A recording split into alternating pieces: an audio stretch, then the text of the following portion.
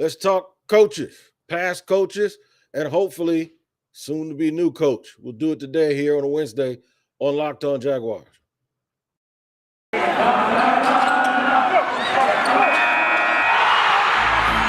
Locked On Jags, your daily Jacksonville Jaguars podcast. Part of the Locked On Podcast Network. Your team every day.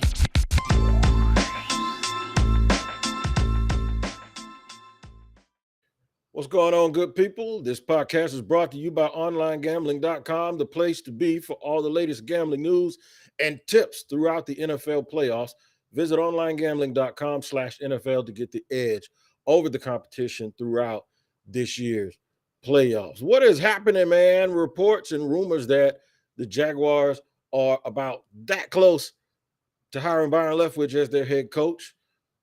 And then reports to the contrary are coming out that maybe they aren't that close, and maybe they're trying to pick and choose between Matt Eberflus and Byron Leftwich. Even something on Pro Football Focus that says that, or Pro Football News or whatever that says, well, maybe they're using it as leverage. And listen, man, I'm gonna go over this one time. Do not screw this up, Shad or Balky or whoever it is. If you want Byron Leftwich, make it happen. Don't. I mean, it was a movie I saw. I think it was Mo Better Blues.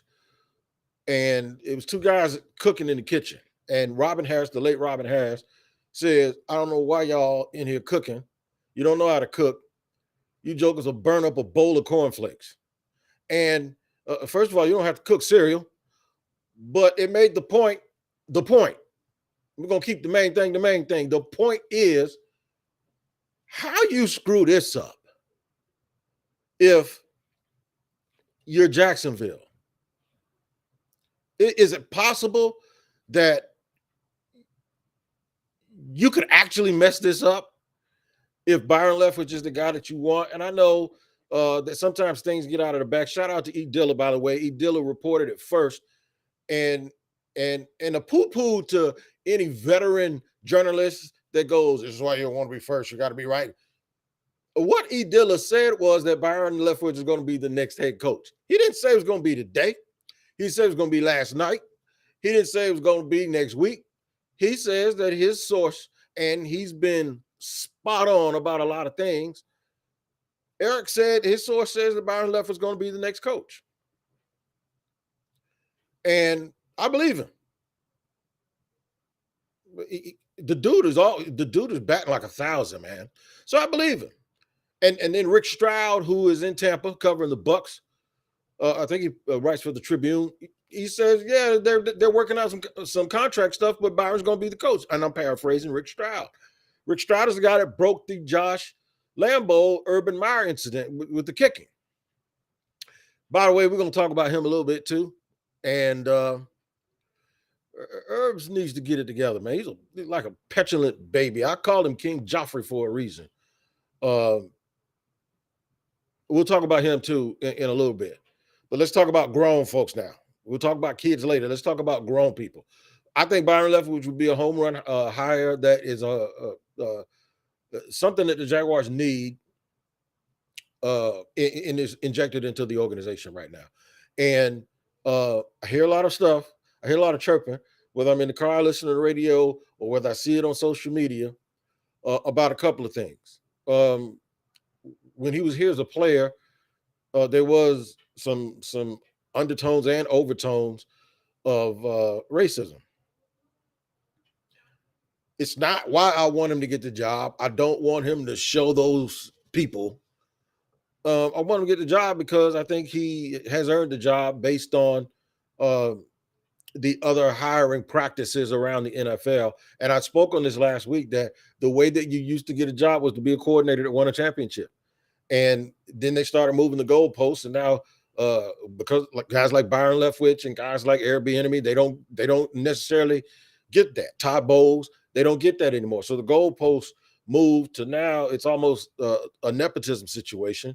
And you just got to be the baby-faced hot guy who looks like a fighter pilot, who talks really fast and uses all these analytics. And now they give those guys jobs. And I guess when people of color start doing that, they'll change the goalpost to something else.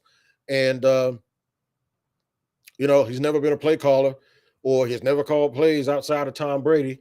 Name me a great coach that you can't make that argument about.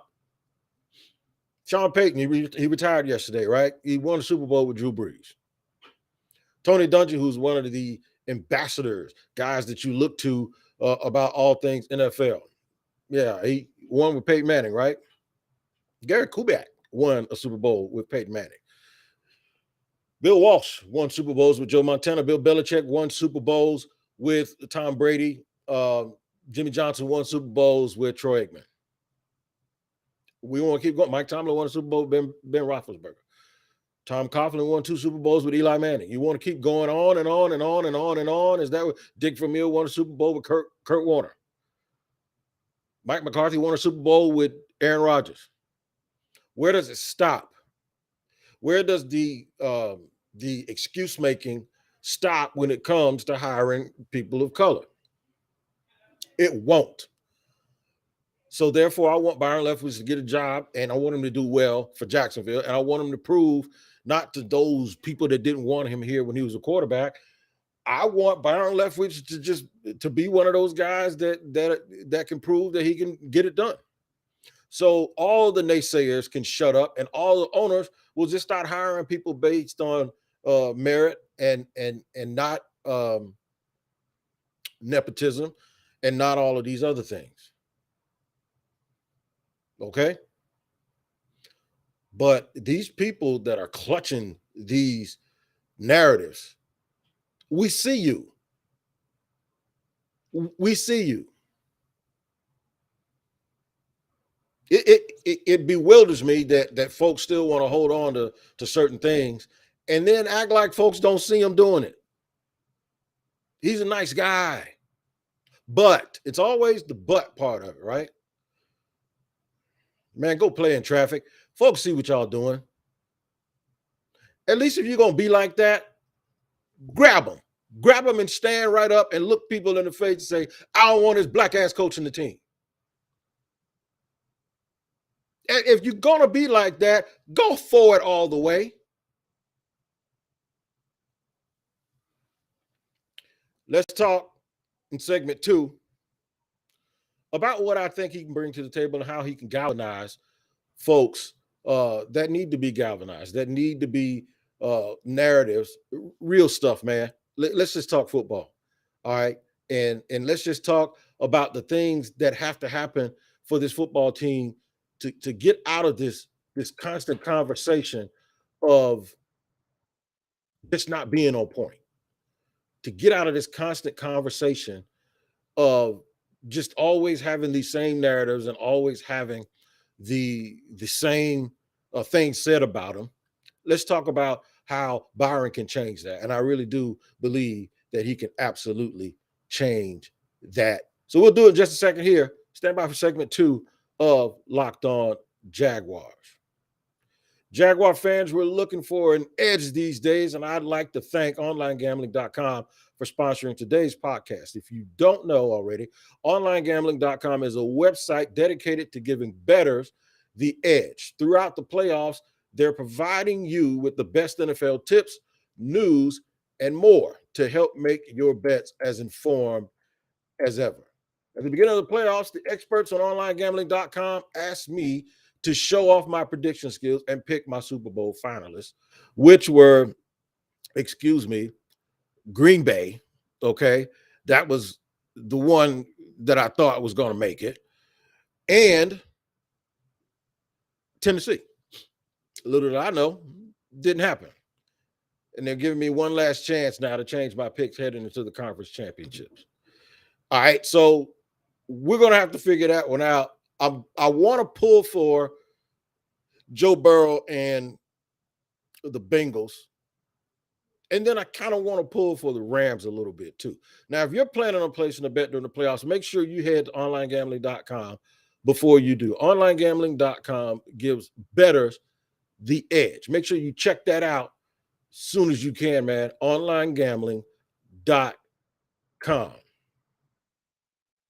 All right. So I got a little fired up in our first segment because I'm just kind of sick of people, and I'm sick of people and their BS when they talk about these coaches. And I was talking to a dear friend of mine yesterday, and who I don't think has any bias in him, and he was bringing up, he just hadn't done it in a long time. And the one thing that I told my buddy, I said, yeah, but see, Brendan Staley didn't do it for a long time, and he's got the job with the Chargers, and they have a young quarterback, right? He says, yeah, you know what? That's a fair point. And the other piece that I made was this: when you played in the league in the fashion that Byron Leftwich played, like he was a starting quarterback for a while, and then he was like the best backup quarterback in the league for a long time, and then he was there with Ben. He's always kind of been that coach's type. He studied people who were around him, like Bruce Arians, obviously, Mike Tomlin, Ben Roethlisberger, Tom Brady. He's a coach's football coach. You know what I'm saying? And he loves the game and he knows the game.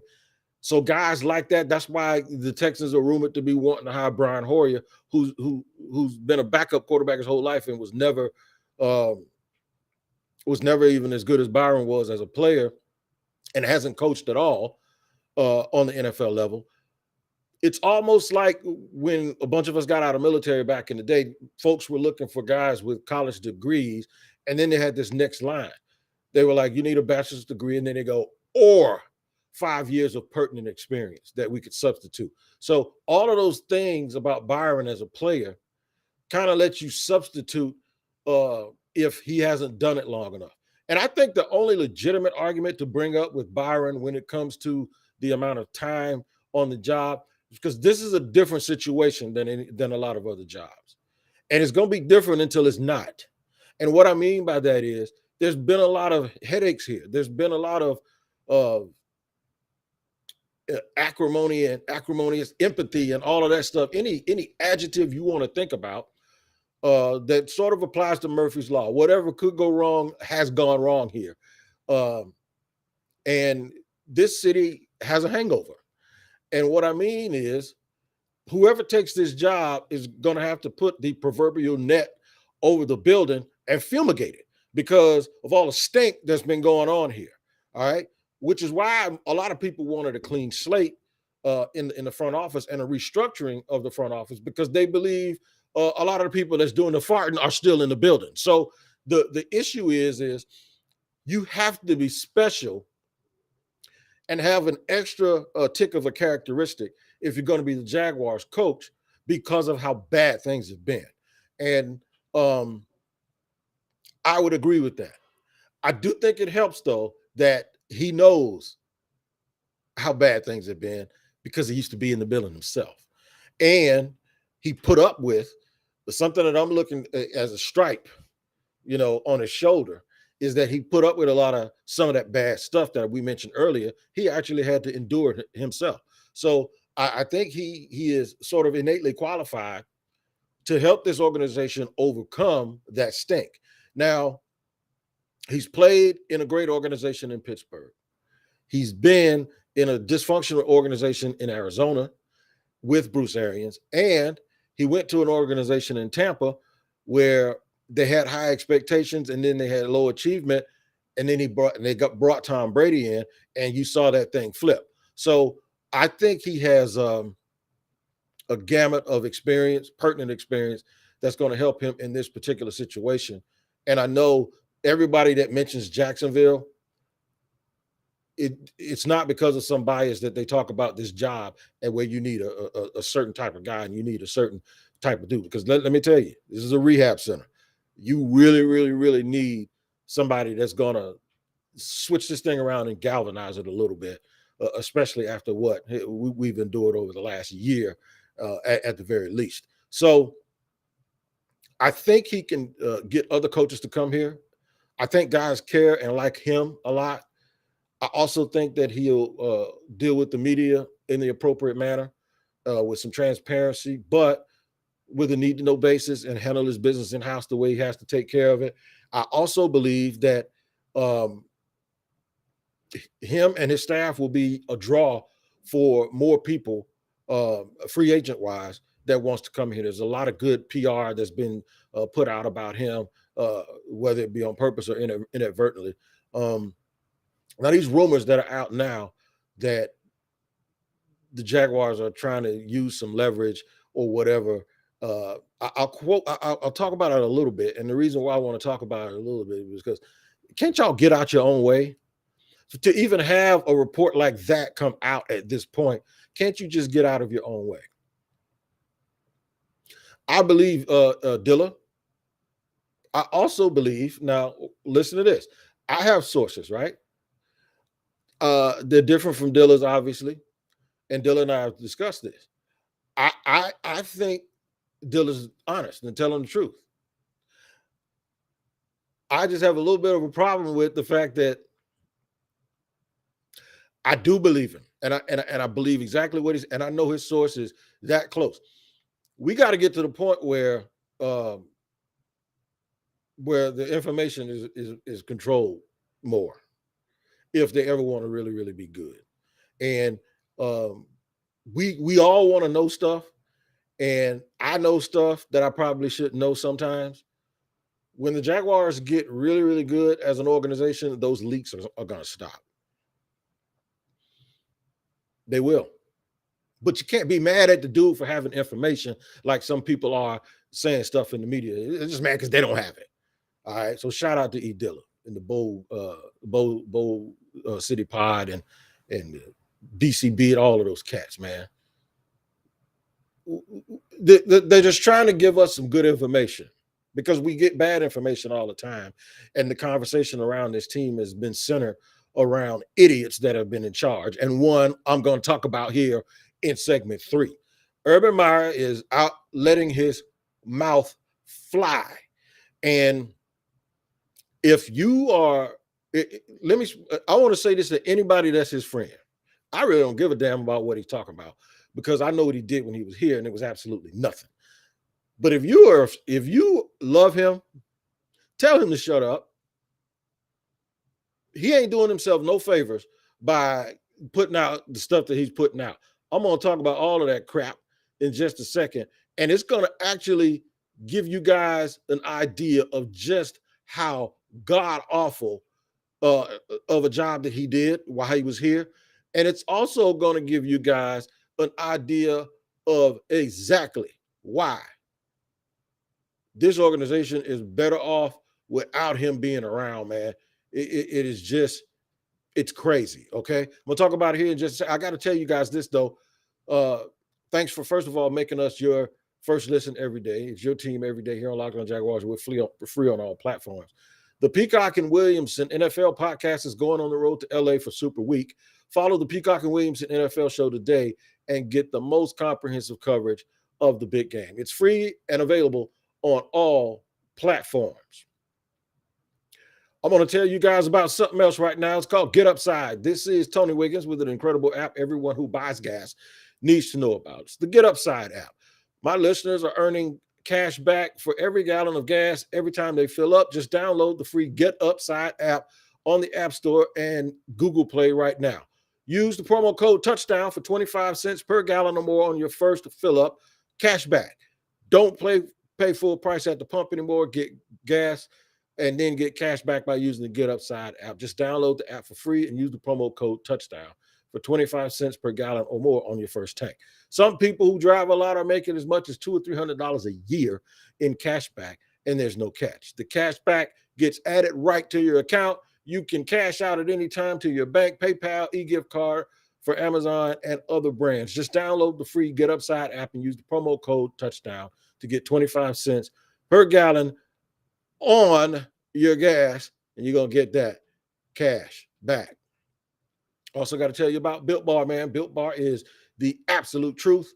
It has really, really helped me enjoy not eating other foods, but still putting something on my palate that tastes like a candy bar because it's covered 100% chocolate, but it's extremely, extremely way more healthier than a candy bar. and it's not like a regular protein bar that's all chalky and waxy. Is most Built Bars contain 130 calories, 4 grams of sugar, 4 net carbs, and 17 grams of protein. Ain't no candy bar got that. Candy bar almost doubles that in calories. Absolutely like 7 times more sugar, 7 times more carbs. It is off the chain, and it doesn't have all of the protein in it that packs that powerful punch that helps you continue with you losing your weight and just enjoying a snack, man, that doesn't punish you.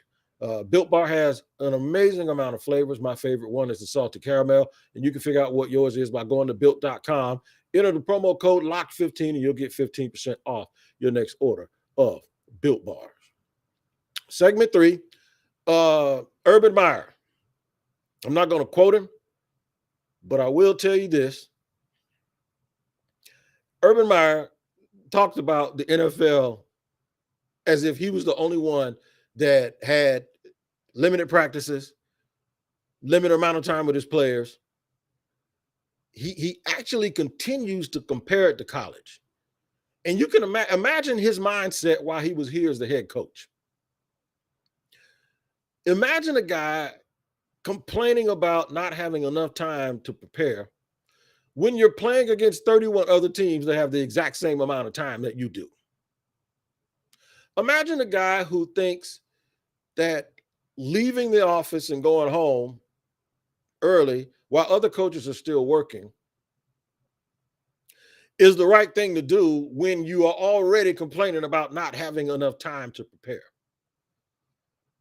Imagine someone who fails to adapt to his surroundings, actually blaming the surroundings for his inability to adapt to those surroundings while he's competing against other guys who play by the same rules who he can't beat.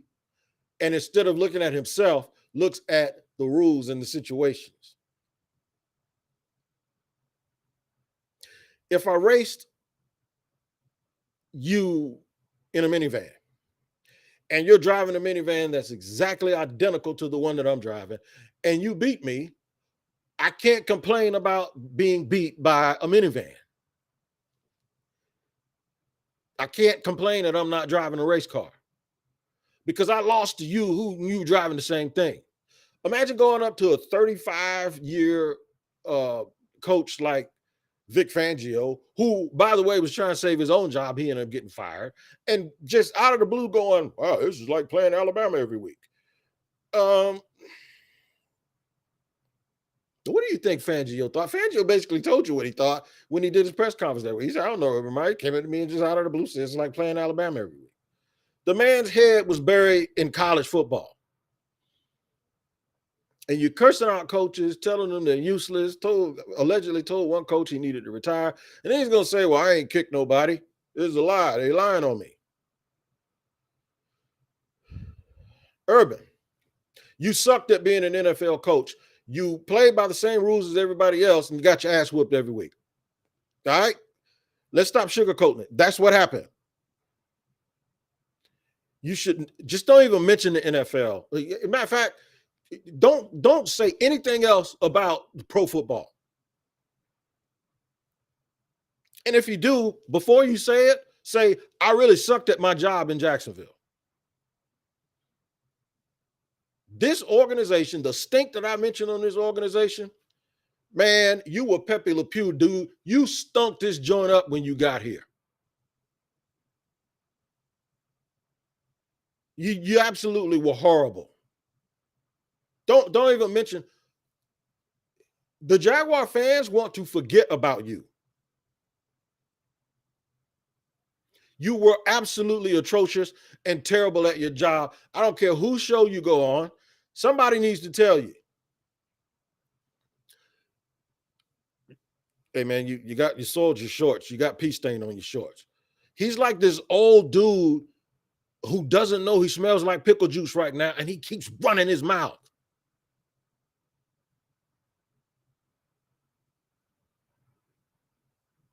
What are you complaining about the rules for when everybody had to follow the rules, dude? Can you imagine being a player on that team or a coach on that team with that dysfunctional idiot talking the way he talked and actually living and doing the things that he was doing here.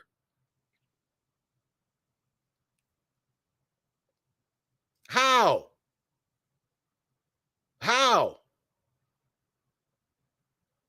Don't know, man. I want to let dude off the hook and just forget about it, but he is so stupid that he keeps doing these interviews that makes himself sound even worse. And the fact that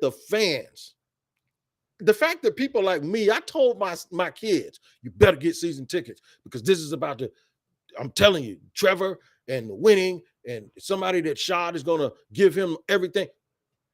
The fact that we used our energy up, and it's not like Jaguar fans and people that cover the team have all of this good energy that they're trying to use. The fact that we used our energy up with a dumb coach like that makes me mad that he even has the gall to talk football. And he did this interview and it came out. I don't know when he did it, but the interview came out where he's actually literally complaining about the way the NFL goes about their business after the greatest playoff weekend ever, when you couldn't find anyone to say anything negative about the product that was on the field and the games that were on display this weekend that had you on the edge of your seat in every single one of them. But Pepe Le Pew has to go out here now, after the weekend of perhaps the greatest weekend of NFL football that shows you why NFL is king. And he's so detached from reality, and he's so stupid that he's actually going to complain about the structure of the rules and why the NFL does what they do during the week where everybody's in love with the NFL. How unaware, how self-awareless can you be, if that's a word? And that's the dude that was down here out east giving out grills and hanging out. Please. That's why if you're Jacksonville, you do whatever you can do to get Byron here fast and let him get started with the work that has to be done to take this team out of where they are now, this purgatory that they've been in forever. So these fans can actually get what they deserve and what they've been paying for all of these years. Just a shot. Don't screw this up. And please don't let it be true that somebody's down there pulling strings trying to leverage Byron Leftwich. If that happens, let me tell you something. If Leftwich comes out and goes, you know what, I'm not going to Jacksonville, I'm taking my name out, y'all ain't going to sell one damn ticket next year if this stuff is going on. All right. Make sure you tune in to the Locked On Bets podcast and make it your second listen of the day after Locked On Jaguars, your first listen, because your boy Q and Lee Sterling will give you all the information you need before you make a wager and lose your money. That's right. You better listen, pay attention, like and subscribe and follow the Locked On Bets podcast, and make sure you give them your attention before you give away your money because you didn't listen. I'm Tony Wiggins, man. Thank you guys for joining us here on another edition of Locked On Jaguars. As I always say, take care of each other, and we'll see you the next time on Locked On.